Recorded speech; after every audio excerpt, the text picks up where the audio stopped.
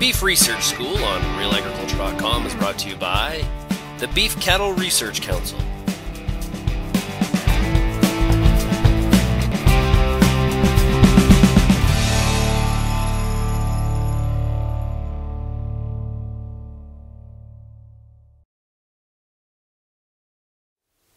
Well, the code was developed following the National Farm Animal Care Council code development process. So the National Farm Animal Care Council is a group that brings together industry groups like the Canadian Cattlemen's Association and the Pork Council and producers of other, sheep and the poultry groups and all those, brings them together with representatives from the Canadian Federation of Humane Societies and governments and animal welfare enforcement and retail and food service, everybody who's concerned about how animals are raised for food and fiber and other things in Canada.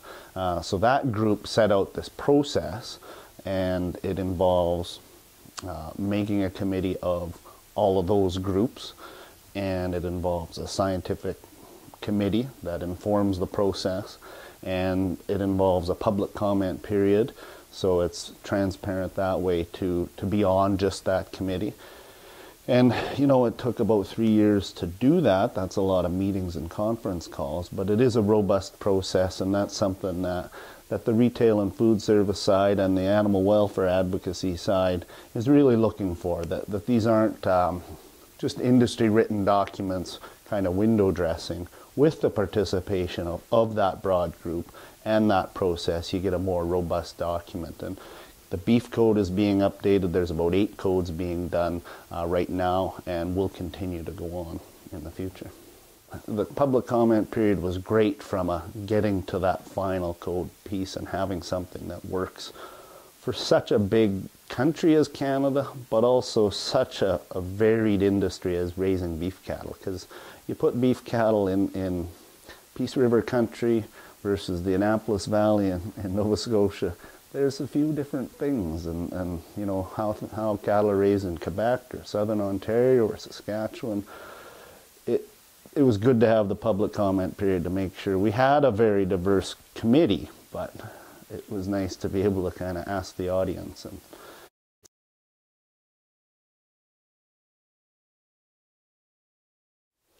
Well, as I mentioned, there's the scientific committee that does a literature review and goes through all the applicable science on what were called the priority welfare issues. So there was both the code committee and the scientific committee came to consensus on what are the issues that the science should be looked at to help inform the code development committee. And so those were some things like management of pain, some feedlot health things, some dealing with the weather things, and looking at all the science that's available and writing what is in there. And so then the code development committee took that report into consideration. It wasn't this becomes the code of practice. It's here's what the science says. Let's balance that with what's practical for producers, what's the public expectation, and bring those things all together. There's veterinarians, there's researchers on the committee. So as you get to talking about each piece of the code, well, what does the research say? What is the best way to go about that? Do we have the research on that? Some things, one of the results of the code is here's new research, or we sure could use more research into this issue or that issue.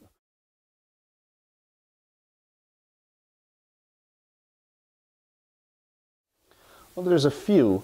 The first would be when you pick up the code of practice, it looks a lot different than the existing code. With the new code, the requirements are boxed out clearly, and then the recommended practices are below that. So it jumps out a lot clearer at a person just in the reading. So there's that in the visual part. And then when it comes to content, I guess the biggest things, there's a little stronger stress on having a relationship with your veterinarian and working with your veterinarian on herd health, on pain management, on all the things all the way through.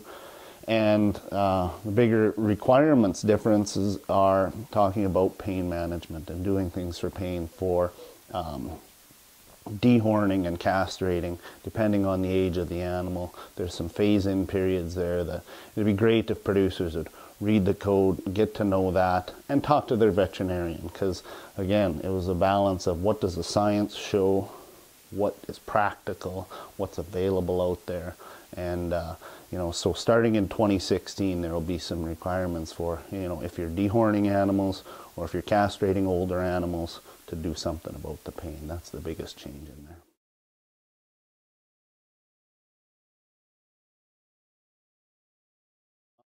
And that was the interesting part when we're talking about developing, as we were developing the code, and you know, who does these kind of things, this pain mitigation, and is it doable? And the people that were around the table were quite frank that yes, it is doable by any producer. You know, we'll teach them how. There's products available on the market, and that's what Beef Farmers of Ontario are doing, and it sounds like they're getting good response.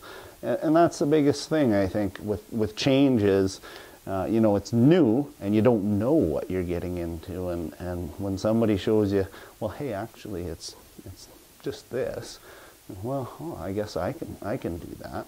The other thing to remember about the requirements for pain management, if you get those chores done early when the calf is still very young, you know, it's not required to give them something for the pain. It's less of an invasive procedure. Their recovery time is quicker. They're back with their mom. So, you know, producers can remember that too. It's not saying that you have to do it this way or you have to do it at this time. There's different ways to address that.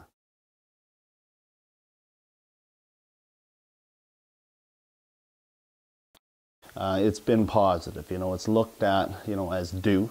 And people get that as well, that, you know, we were due to do this. But also the content is seen as doable, and that's something that I've said over and over. I think people who are making a living from their cattle will see this as livable.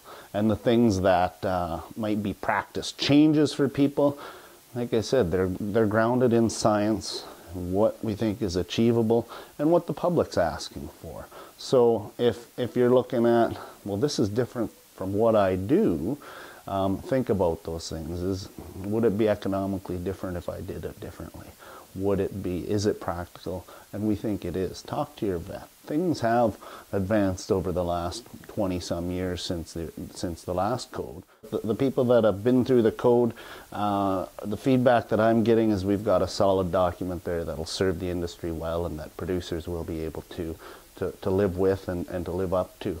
And that's great, because this is the basis of the conversation about how cattle are raised for beef in Canada.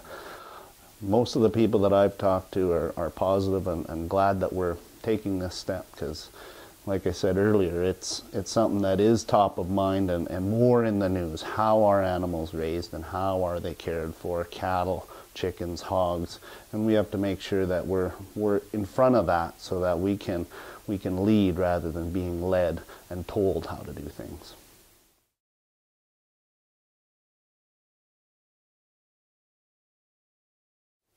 Well, I've said it before, it's about giving it wings, talking about the code, getting it out there, and just building that understanding of it. And one of the things that we're looking at CCA is we've applied to Growing Forward 2 funding for expanding the verified beef production program. So right now that program is about on-farm food safety and, you know, how do you handle your drugs and your record keeping and things that might affect the safety of the food, you know, proper injections and things like that. But expanding that to include biosecurity, animal care, and environment kind of measures, so that we can, you know, start telling our story. These are things we're doing already, but if we're not measuring and proving and showing it, it's hard to get value from the market for that. So if we expand verified beef to do that, that'll help give the code wings especially well. So it'll be a number of things, and it'll also inform all of our ongoing communications. Animal care has been something that CCA talks about as the season goes on, and all of our provincial organizations as well.